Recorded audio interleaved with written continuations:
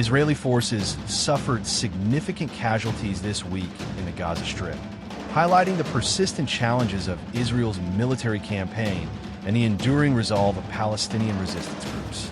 On Thursday night, Palestinian fighters detonated a booby-trapped building in Al-Qarara, north of Khan Yunis, causing the structure to collapse on Israeli troops. According to Israel's Hadasat 2, the blast killed 2 Israeli soldiers and wounded 6 others, most in serious condition. Hours later, Israeli media reported another difficult security incident in northern Gaza, underscoring the growing frequency of such attacks. The Al-Qassam brigades, the armed wing of Hamas, claimed responsibility for targeting Israeli soldiers and their vehicles with mortar fire in the al-Badawi area.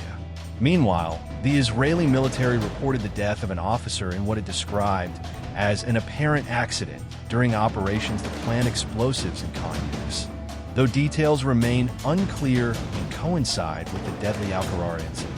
These attacks come as Palestinian fighters increasingly demonstrate an ability to reorganize under immense pressure. Israeli media reports indicate that Hamas has successfully appointed new field commanders and re-established a functional chain of command across the Gaza Strip, enabling it to coordinate operations despite months of devastating Israeli bombardments. Earlier this week, Hamas released footage of an attempted capture of an Israeli soldier in a base in Al-Kabira, east of Khan Yunis. Though the capture failed, the soldier was killed and his weapon seized.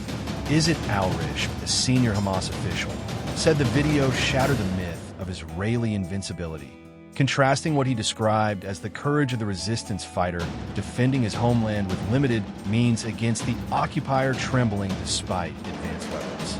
Since October 7, 2023, when Palestinian groups launched Operation Al-Aqsa Storm in retaliation for decades of occupation and bloodshed, Israel has waged an unrelenting assault on Gaza. According to local health authorities, more than 57,700 Palestinians, predominantly women and children, have been killed in Israel's military operations. Yet despite the overwhelming human toll and widespread destruction inflicted on Gaza, recent events reveal the limits of military force in quelling a deeply rooted struggle for self-determination. The mounting casualties among Israeli troops and the renewed operational capabilities of Palestinian resistance movements suggest that Israel's strategy has failed to secure the decisive outcomes it seeks.